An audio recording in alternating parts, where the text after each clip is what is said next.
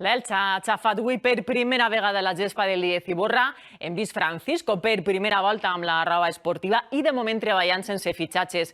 Però així tot, per al capità Verdú, la base de l'equip serà més forta perquè han recuperat jugadors i no han venut cap pes pesant.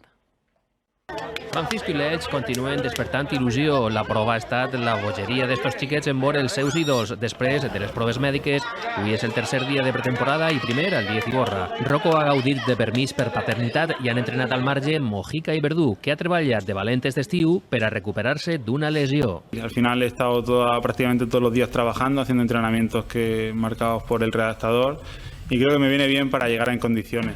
Verdú va ajudar a l'equip a eixir del pou de la segona B i, per tant, és una veu autoritzada. Pondera les renovacions, la recuperació de Josema després de la sessió al Valladolid i el fet que Boyer, desitjat pel Sevilla, continue pel moment a Elx.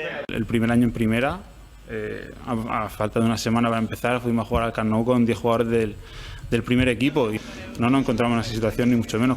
Prácticamente todo bien en condiciones, entonces creo que no es preocupante. L'equip s'entrena esta vesprada a porta tancada, de nou al Díez Iborra a les 7.